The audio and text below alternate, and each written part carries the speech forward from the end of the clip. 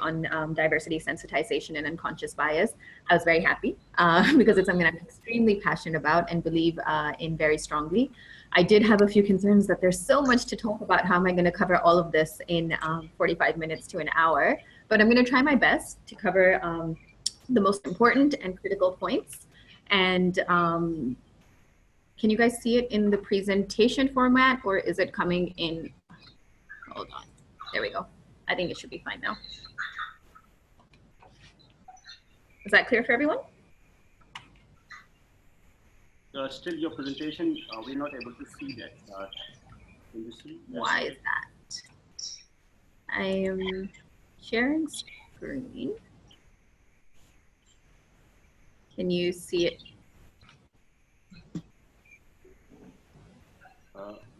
Yeah. Yes or no? We went through this. Not really. Why? We're doing the same thing we did yesterday.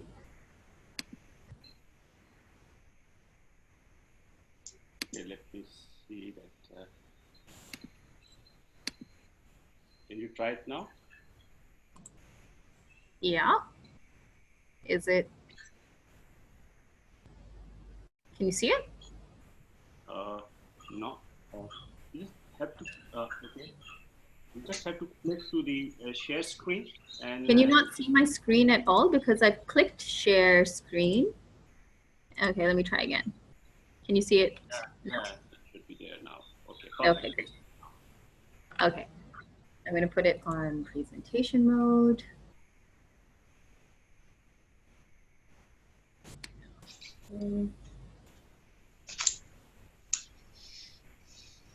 What?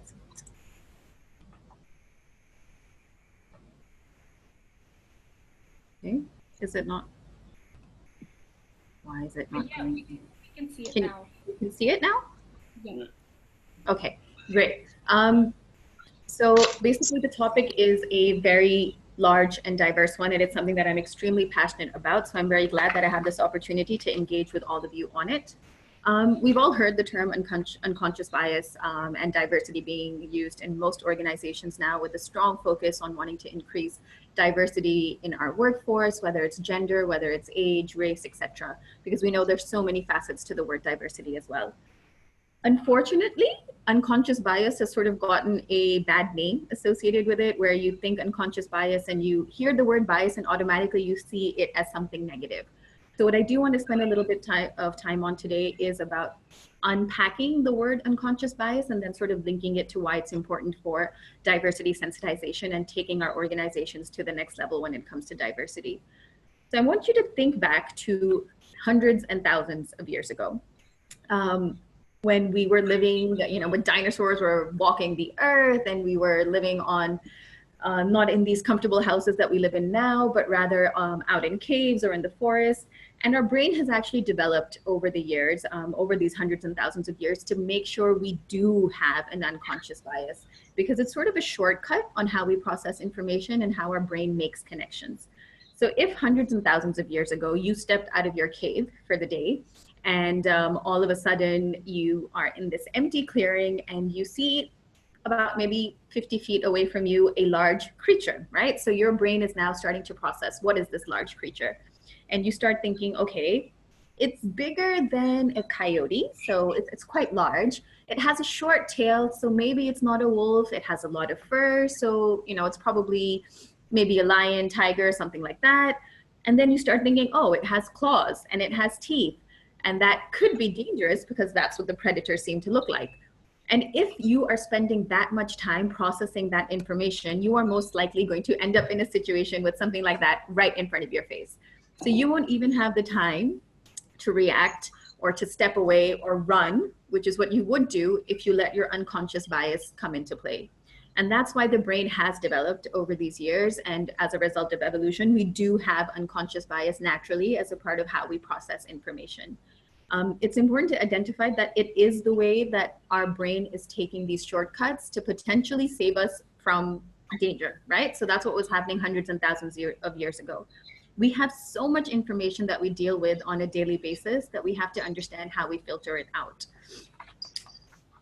I'm going to ask you guys a very quick question. So there's a total cost of a bat and a ball is $1.10. The bat costs $1 more than the ball. Rida is going to be kind enough to put up the poll for us. And, you know, I just want you guys to tell me what is the cost of the ball. And do it quickly, like a quick answer is what I'm looking for. I don't want you guys spending hours and hours and, you know, a lot of time on this.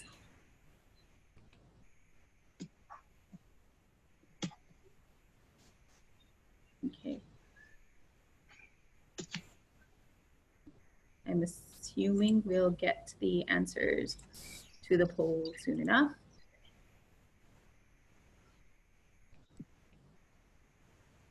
Okay. Do you want me to display the poll results? Yeah, sure. We can do that. So we can...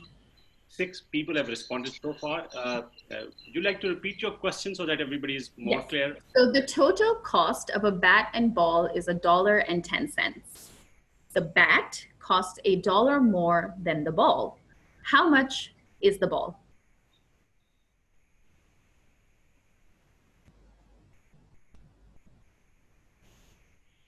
Okay, some of the people are writing in the chat box. I would suggest you to use this poll. You have this screen display and just use this display. Yeah, I think I'm getting a couple of answers of 10 cents in the chat as well. And to be honest, I think we're spending, okay, great. So most of, it's a 50-50, and maybe I think a lot of the times what ends up happening is when you know the answer can't be that simple, you're like, no, it's definitely not 10 cents. But 10 cents is obviously not the correct answer. And those of you, if you want to put in the chat, if those of you who said no, what you think the correct answer is, that would be great. But this is just sort of how our brain functions. You hear $1, you hear $1.10, and you make an automatic decision that 10 cents must be the answer because that's how we process, that's how we do our numbers. But if we spend time and give ourselves the opportunity to analyze that question, you'll realize that the answer is $1.05, because it's about how much more it is, right? So this is just an example of unconscious bias at work. So it can be good when it's saving you from that potential danger, but at the same time, it can put you in a situation which is having a negative impact where you haven't fully realized the question that is being asked, or you haven't fully analyzed a situation and are sort of running with an answer without fully grasping it. So in this day and age, did they go to next slide? Okay.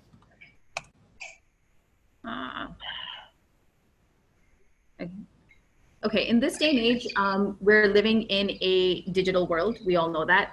We receive almost 11 bits of information in every second, 11 million bits of information. That is a very, very large amount.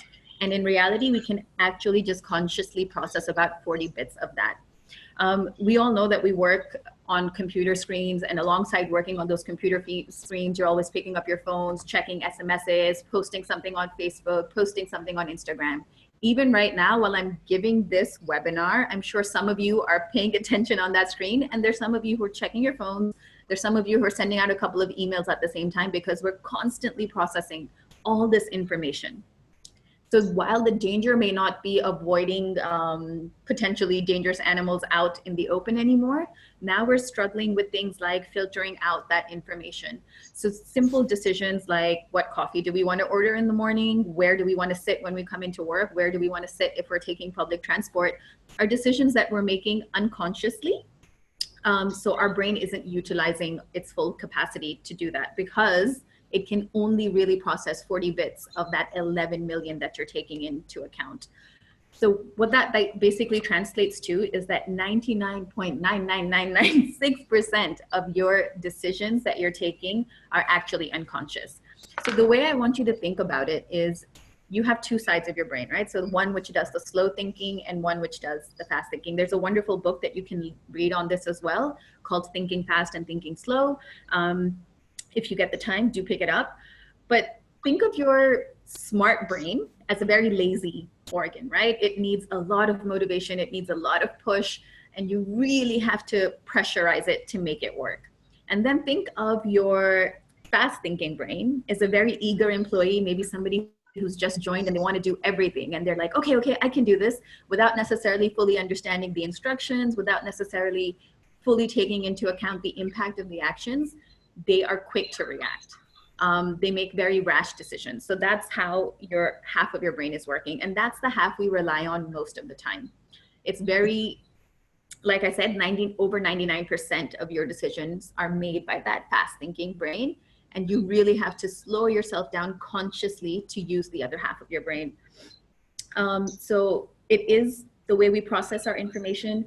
I mean, marketing, I don't know if there are any marketing professionals in this group, but marketing professionals or people in the world of advertising use that part of our brain to get us to make certain decisions. If you think about the way branding is done for something like mineral water or the filtered water that we get available all over Pakistan, there's certain colors that they tend to use more often than others. You'll see a lot of blue, you'll see a lot of white. You won't see dark colors necessarily very often. You're not going to see blacks and browns or anything like that on that packaging, because we associate blue and white with sort of purity and cleanliness, and that's what they want you to think about unconsciously when you're purchasing that bottle of water. So it's used in everything, in whether it's the way we view television, how they decide to package those trailers for you for movies. They're relying on your ability to make unconscious decisions, and that's how they're going to tag, sort of rope you into buying their products or buying into their show or whatever it is. So it's important to understand that it is something that we do unconsciously, and it is a part of how we process information. So it's not necessarily something bad. It's good to be aware of it. And it's important to recognize that every single one of us do have biases. We do deal with them. At the end of the day, it's important to recognize I'm biased, you're biased, we all are. We all have biases that we're dealing with. If you do get the time, I would recommend, there's a website that I've listed at the bottom of that slide, which sort of it's a Harvard test that was created, which basically is around to test the biases that we have. It's called the Implicit Action Test, and it will take you through different things, whether it's around race, age, and there's a number of tests that you can take. And it basically tests how quickly you react and to certain associations that are made. And it will give you very interesting results. You might become aware of biases that you did not know you had, or that we think we don't have. And you can often be surprised by the results. I'll give you an example or share a quick story around this. And I'm sure all of you would know at least one person who's shared a similar story. So I had a friend who was taking a flight from Karachi to Lahore. And she was very excited because she found out there was a female pilot flying that plane. So she was like, oh, great, women flying planes. That's amazing. We're breaking the glass ceiling. And it's great to see, local airlines employing women in these positions. The flight started, and as often happens on flights, it got a little bit turbulent. Before she even could understand what was happening in her mind, she started questioning the skills and ability or the capability of that female pilot, because unconsciously we are so used to having men in that position, sort of in positions of being pilots. You don't hear about as many female pilots. You will now, obviously, the times are changing, so we expect that hopefully will normalize. But automatically the first thing she did was question the skills of that female pilot. Oh, I really hope she knows what she's doing. We've all been on flights 1,000 times. We've all dealt with turbulence, but it's very rare that when there is a male pilot who is flying that plane, that people actually start to question their capability and wonder if the turbulence has anything to do with the way that person is flying the plane. So at times, like I said, you aren't even aware that you have that bias until you're in a particular situation where it sort of arises. So take some time to think about who are the people that you trust, who are the people that you're afraid of, who are the people that you feel connected to, because those will start opening up the kind of biases that you yourself have within you. And it's sort of understanding what your default setting as an individual is, because we do all have these biases. It's just important to recognize them and see how you can mitigate the impact of them, especially at the workplace. If at any point there are any questions that anybody has, please just feel free to ask them, and not necessarily wait for me to share them or anything like that. So I prefer sessions which are fairly interactive. So if you have anything in the middle, just please do ask. Right, moving on. So it's important to recognize that we have them. I could list the so many biases that exist out in the world, and we can spend hours talking about every single one, but we do have limited time, so I don't want to spend too much time on the different types of biases that exist. But I'm sharing a slide which is a reference to CEO World magazine, where they just picked up the top 40 most common. And please note that this list is by no means exhaustive. There are a lot more biases other than this, but these are some of the ones that are there most common, which you'll find existing in most workplaces and with people in positions of power as well. So things like, the familiarity bias, things that you know or things that you are comfortable with, you're more likely to lean or look upon them positively than things that you don't know. Things which will help save you time, you automatically assume are good and you try to get them done. So there's a lot of things that you need to be aware of, and I would encourage you to go back and research some of this and read up on them, because it's important for us, as I said, to recognize the biases that exist within us so that we can actually work towards mitigating the impact that they have on us when we're working. Right, so what makes us more prone to these biases? When are we more likely to, feel, you can't see the other slides. Is that the case for everyone? Because I'm... Yeah, I think it's for everyone. So are you moving the slides? Because we are at the first slide. I have moved the slides. Why is that? Because on my screen, they're showing as differently. So that's very odd. Let me check why that is. I'm just gonna maybe close it and start it again and see what happens.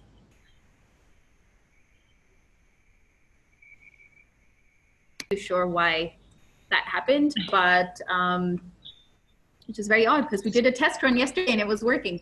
But okay, so as I was saying that there are a number of biases that exist. I didn't want to go into the detail of all of them. I'm happy to share like a PDF version of the slides if you want to go through it in more detail, and maybe between Zahid and Rida, we can see how we circulate it. I don't have an issue with that in case slides were missed. But as I said, there are examples of biases. There's hundreds that we can talk about, but I don't want to spend too much time on that. And I would encourage all of you to go out and research them on your own as well. But there are a couple of reasons why we're more likely to be affected by our unconscious bias. One of the things is around clarity. So when we have information, like we do these days, it's very rare that we get 100% of the information 100% of the time. So as a result, we try our best to fill in the gaps of that information with our own thought process. And that thought process is obviously developed or impacted completely by the kind of experiences that we've had, and it sort of runs from that way. So our biases will sort of fill in those gaps of information. And I'll give you a very practical example. When you get a resume, as HR often does, we review that resume, and sometimes you'll see people having employment gaps. Once you see that employment gap, what ends up happening is you yourself try to figure out, why does that person have an employment gap? More often than not, if it's a female candidate, we make the assumption she has that employment gap because either she got married or had children or something along those lines. We don't necessarily think much further past that, because that's sort of bias as a society we've sort of developed. When you see a male candidate with that gap, you automatically start thinking, oh, was there a performance issue? Is that why that person has a gap in their resume? And we start filling in those gaps ourselves. So a lack of information or a lack of clarity often can result in you being more likely to give into the unconscious bias that you have. Another one is around numbers. And when I say numbers, I'm talking about when you have groups that you're sort of assessing. So when you're working in a group situation and you have a particular group that's seen as a minority group, what ends up happening is that you start associating certain traits with that minority group, and that sort of starts impacting the decision you take about them. An example would be something like performance ratings. people often will say, you know, particular departments tend to get the higher ratings and certain departments get the lower ratings. And it's sort of like that group effect that starts taking place. And you automatically start saying, okay, support functions don't necessarily do strategic work, so I don't need to give them that higher rating. So that sort of stuff starts happening, and it's important to recognize that. And again, it's about being aware of these biases so that they have less of an impact on you and on the decisions that you take. If you can click on the next, yeah, and one more, okay. And so when we talk about task, what am I talking about? So there's certain, oh no, same slide. So there's certain jobs that are associated with particular genders or with people from a particular background. So we automatically assume if we're recruiting for a particular position, we're more likely to hire a male candidate or a female candidate, or we're more likely to hire someone with a particular background. And that happens more often than not. So it's trying to move away from those stereotypes and not letting that impact the decision you're taking. Lastly, but not least, is the perceiver themselves, you as an individual. When you're going through a situation or where you're in a state where you are particularly stressed or have to make a rush decision, you are more likely to be affected by the bias that you are holding than if you give yourself time and take your time to process that. And I'll give you an example. There are many times where I'm sure we've all said it, you know, today is a good day to get the approvals because the boss is in a good mood. So depending on the mood of an individual, your bias level will change. You're more likely to, if you're emotionally stressed or hungry or even those kind of things, your biases come in more often than not. Next slide, please. Okay, so a little bit more on that perceiver, because that of course is the individual and is the one that you have the most control over on yourself. So the slow thinking brain, like we said, is less effective when we are emotionally preoccupied or mentally under a lot of stress. So when you're in a time pressure situation, when you're under a lot of emotional pressure or dealing with a lot of things which affect your emotions, even when you're physically tired or have low glucose levels, all of this can result in you having more and you falling prey to your unconscious bias more often than not. So just keep these things in mind when you are in a position or in a point in your work where you have to take a decision. Try to make sure it's not under these circumstances. Obviously, we all work in environments which are high pressure, right? So I understand that you know, sometimes time pressure will be there and it's not something you can avoid, but it's just about taking that extra minute to change the gears and really question yourself before you make that final decision. Next slide, please. So how does this link to diversity, right? We've all heard about diversity being important and it's great for the organization and, you know, it's important to make sure we have a diverse workforce and all of that. So when I was asked to do this as a joint topic, because I do spend so much time on unconscious bias, and I was like, okay, how am I going to fit everything into one hour? So I thought it was important to understand why it's important to discuss both of them at the same time and together. Next slide, please. So when we talk about diversity, we often say it's a competitive advantage, that women, that companies which have women on the board outperform others by 53%, diverse teams outperform homogenous ones, and it's really good when you're thinking about things like innovation and complex problem solving. We all know this, we all understand it, and it's important because we work in global organizations, right? So we work with global organizations, we work with global audiences, and our workforce should reflect that. If we don't understand the audience that we have, we will not be able to provide solutions or products that work for them. So understanding diversity as innovation is completely, it makes a lot of sense. And I'll give you a very quick example. And I know I've shared this example on a couple of forums, so if you already know the answer, then don't answer. But if you don't, so when YouTube first launched the video upload app for iOS, they actually started getting some feedback from users that about 5 to 10% of the users were complaining that their videos are being uploaded upside down. And to be honest, they couldn't quite figure out what went wrong and why is this not working, because when they had done all the testing, they never had this issue. And they were wondering, okay, are people just shooting the video incorrectly? Is that what's happening? And they went back and forth and back and forth. And eventually they realized that it was a flaw in their design. But how did they not pick up this flaw in their design when they did so much testing? And it was a very, very simple thing. the majority of the team that was working on this product or this app were right-handed. As is the case, majority of the people are right-handed. Left-handed community is a minority.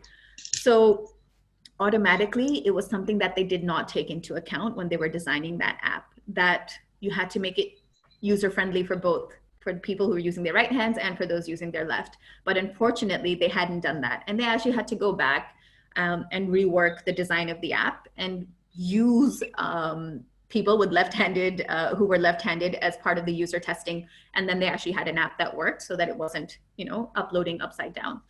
But it's just a simple thing where you don't think about it, and it can have an impact on your business. It can have an impact on your reputation as an organization and things like that.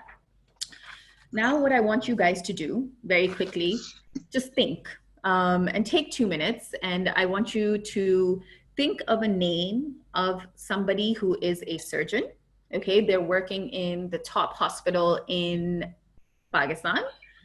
They're the most popular surgeon there, and everybody who has to go through, let's say, neurosurgery is heavily, you know, is always running after this particular surgeon. And I want you to give them a name.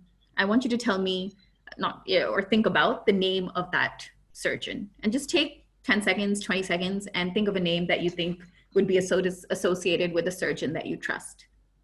And I think Rida is going to do a quick poll for me.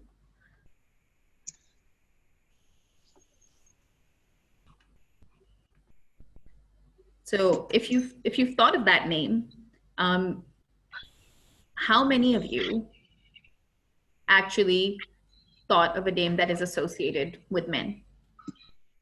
Did you think of a Tariq or a Ali or a doctor? I don't know. How many of you did that? Because that's what happens more often than not. And I've done this activity on a number of different platforms. I've done it in a room full of women and gotten the same result. There will be a few individuals who will be looking at it as, or giving me a female name, but majority of the people tend to associate surgeon, top of their profession, with men. And this is something that we need to be aware of. Even as women, why we think that, you know, we're feminist and we would definitely not give into this, you know, bias about men being good at a particular profession, we have it inherently in our heads as well. It's an experiment that's been done with children. And it's something that they hear so much, or that they see, whether it's the visuals that they're being exposed to on television or in the news or whatever it is, it does slowly start impacting the way we think, and we automatically start associating certain professions with a particular gender, even though we'd like to believe we're completely unbiased when it comes to that. So the next question I have for you, next slide, please. Oh, can we see the results of the poll though? Yeah.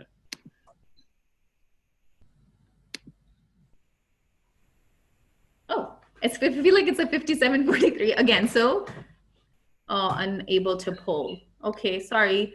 But I think it gives you an indication. This is a fairly, I guess, I hope more informed group. So we're getting a slightly better mix of the answer, but 57%, which is still the majority, did associate it with men. Next slide, please. So even if you think we don't have a gender bias, we sometimes realize that we have one without, by doing simple activities like that. So my question really is, are we ready for diversity in our workplace? Have we prepared ourselves, our staff, is our culture one where diversity will thrive? So there's a number of studies that have been conducted, which actually show that for things like gender diversity, which is just one example, and I know diversity isn't limited to gender, but it's just the example that I'm choosing to sort of discuss in a little bit more detail. So studies show that for something like gender diversity to actually have an impact on an area like innovation, where we say diversity is linked to innovation. So to actually have an impact on that area, you need to have at least 20% women in positions of leadership. I know a lot of organizations talk about, okay, we've hit the 30% mark, or we're 20% in our population, we have women, so we're doing great, which is good. It's a step in the right direction, but it's about understanding the impact that you want to create with that diversity. It's not just about the numbers. It's about the numbers in the right place. It's about numbers in decision-making positions that can actually have that impact. And of course, this would not just be limited to women. This could be about people with disabilities. If you're not having them as a part of the conversation, if they're not in leadership positions, that decision that they would take or the impact that they could have on your organization will not be as strong, because they're not in that position to make that sort of informed decision. The other thing we need to understand is that this is not something that will be fixed overnight, right? It's not something that will also fix itself over time. I'm not an exception, and I think a lot of us felt that, okay, when we start seeing an increase in the number of women being educated or the number of people with disabilities being educated, we'll automatically see an increase in the number of women or people with disabilities, for example, in leadership positions. But again, studies have shown that this has not been a correlation, okay? There hasn't been an exact same number of increase in the number of women in positions of leadership as there has been in the number of women being educated. And why is that? It boils down to two very simple questions. And it seems like a very basic thing, and we spend a lot of time on courses on diversity and talking about culture, talking about mentoring programs and all of that. And that's all good, and it should all be there. But it comes down to two very basic questions. Who are we bringing in, as in who are we recruiting, and who are we choosing to develop? If after all of those initiatives, you're still going to the same stereotypical things you were doing in the past, you're not going to be able to bring about the change that you want to see or the impact that a diverse workforce would have. So it's important to go back to those two very, very basic questions and make sure you can answer those. And that your organization is doing what it needs to take into account those two questions. So as I said, it's not enough to just ensure that you have a diverse workforce or that you have a diverse talent pool, but it's important to challenge the biases that create an environment where they are unable to succeed or are unable to have access to an equal opportunity. So we need to address that unconscious bias, and that's exactly why this link between the two topics is there. You cannot have a workforce that is diversity sensitized if they haven't actually addressed the unconscious biases or aren't aware of the unconscious biases that they hold. So what can we do? And this is where I'm going to sort of reach out to all of you and make a request to you that you commit to taking the action. And there will be a number of actions that I will talk about that we can take. And I'd like you to sort of commit to at least one, if not all. Next slide, please. So as an individual, we'll talk about as an organization a little bit later, but as an individual, there's a lot that we can do. It's about walking towards our discomfort, right? So we have a certain bias towards a particular group of people, maybe people that we tend to fear, people that we feel insecure around, or people that we're not comfortable around, because we don't know enough about them. We haven't taken the time to approach them, to understand them. So we have let whatever perceptions that we have continue to build and form and reaffirm, rather than going out to address and walk towards that discomfort. And how do you walk towards that discomfort? It's about expanding your social and professional circles, right? So it's not just about the friends that you have, it's about the people you work with as well. And I would request that when you go home, or if you want to do it now, that's also great. But there's a quick activity that you can do as an individual to sort of see that, do you have a bias when it comes to the people that you associate with? I would ask you to list down the names of 10 people that you consider as a part of your inner circle, people that you would rely on to help you make decisions, people that you would share your fears with or your secrets with or whatever it is. And this is outside family, so people that you choose to do this with. Family though is default, right? We automatically, that's what we have. But people outside your immediate family, who do you associate with, right? So, and then after you list down their names, I want you to list a few of their traits ahead of that. Things like, how old are they? What is their gender? What is their race or ethnicity? What is their political view? Are they liberal? Are they conservative? Are they left? Are they right? What are their views on religion? Do they consider themselves to be very religious, moderately religious? What is their marital status? What is their level of education? And what happens more often than not, within that list of 10, you will notice yourself a pattern. You will notice that there is a similarity across all of these areas, if not all, most of these areas between the 10 that you've chosen, because we like to associate with what we are comfortable and familiar with. And as a result, we put a lot of other people on the periphery without bothering to understand where they are coming from. And this happens a lot. I think we've seen a lot with the election that just took place, right? We did not have a room for discussion.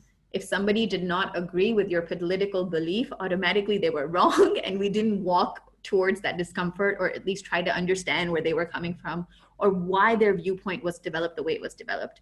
Because our bias was, okay, if they don't support the party I support, they don't make any sense. And we need to break down that. So you need to get to know those people that you usually would walk away from, because that would help you develop your understanding and address and maybe even change some of the biases that you have. The other thing that I would urge you to do as individuals is break that cycle. And this is probably one of the harder things to do. And it's something that happens at our homes, at our dinner tables, at family gatherings, where there are things where maybe people of older than you, our parents, our grandparents, our aunts, uncles, may make certain comments about a group of individuals, or may make certain comments about anything, a process, whatever it is. And your children or the next generation are getting exposed to that same thing. And that already is starting to embed in their way of thinking. So it's important to address that, speak to them, tell them, call it out. It's our responsibility to break that cycle, because if we don't, it's just going to continue from one generation to the next. Next slide, please. Great. So that was what we would do as individuals. And of course, it's important to understand in a workplace.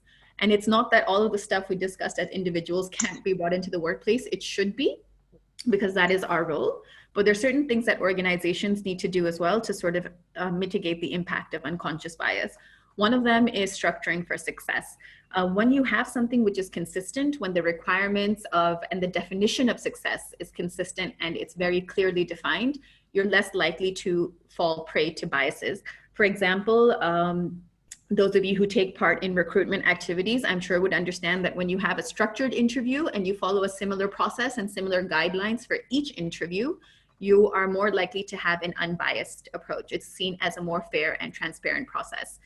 And so if you're not changing your questions depending on if you have a female candidate or a male candidate or an individual with disabilities or an individual who's older or an individual who's younger, and you're not changing it every single time, your definition for success will remain the same. So structure and having that consistency can help mitigate the biases that you have as an individual or a group of individuals in that organization. Measure for results. We've heard it 1,000 times, what gets measured gets done, which is why we often say put it in the performance objectives or deliverables for an individual, then they'll definitely do it. So collecting data, tracking that data, monitoring the progress, identifying patterns, all of that stuff will help you identify where biases are coming into the organization. So once you start measuring these results or setting targets, even if it's around things like diversity, and you set those targets, it's something to work towards. So it's important to make sure that measure element is also taking place. Evaluate subtle messages. This is very, very important. As an organization, whether it's through our branding, whether it's through the images we have on our website, the ads that we put out, radio, TV, etc., we're sending out messages about what our culture is like, what it's like to work in this organization, what our employee force looks like. And within the organization, subtle messages are equally important. So things where you have maybe two colleagues speaking, somebody's just come back from maternity leave and they're sitting late, and a second colleague goes up to that individual, oh, you're still here, I'm surprised, didn't you just have a baby? It's automatically, you're sending a subtle message that either I don't expect you to be here because you're a mother, or and that person might start feeling bad, okay, they think I'm a bad mother and I'm not doing my job, or so those kind of challenges come in, even though if that's not the message you want to send, but there's subtle hidden messages that go out in things like your body language, we've heard it, comments, feedback, all of that has an impact on the culture of your organization. Lastly, but probably the most important, and it's something which is very tangible and easy to do, just like step one that we discussed, it's about holding everyone accountable, starting with yourself. So you need to question your own first impressions, explain the answers or explain the decisions that you've taken, and make sure you have a rationale that is free from bias. So, the more you think about it, the more you're going to move away from it. So holding yourself and others accountable. It's important that we identify this as not an HR issue. Diversity, sensitization is not an HR issue. It is an organization issue. It is important if diversity is the success for the organization, making sure that we have an environment that can help diversity flourish is equally as much an organizational responsibility. So we have to make sure that we have an organization where we have individuals that can embody or create a culture that will support diversity and inclusion. So it's about holding each other accountable, whether it's a senior, whether it's a junior. You need to create a culture where you can do that. And that is the only way you'll be able to have that success around it. So generally, when we talk about what do we want to see in an organization, yes, you want to see that it's diverse. So you have people from diverse backgrounds. You want to see that they are treated equally and have access to equal opportunities. And last but not least, you want to have a sense of inclusion, where there is belonging, where everyone feels respected and valued for who they are. So it's not just about having the numbers. It's not just about saying we have equal opportunity, but about making sure that it's actually happening. So lastly, and I think this is pretty much the last thing I want to say, it's about making sure people are uncomfortable with getting uncomfortable, right? So you need to go out and address that unconscious bias, and that can be a very uncomfortable activity to do. But unless that's happening, creating that workforce which is diversity sensitized, where you will see diversity flourish, is going to be very, very difficult. So commit to those actions that I've talked about, whether you do it as an organization or an individual, because without that, you're not going to be able to create the environment that we need. So that's it from me. Thank you. And now I'm open to questions. Fantastic. Thank you so much. Brilliant presentations. Now it's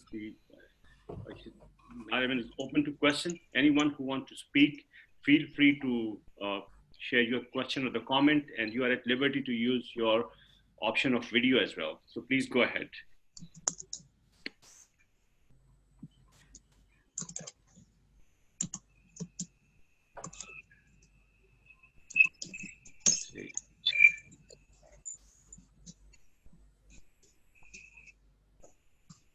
Okay, I repeat, anyone having any question?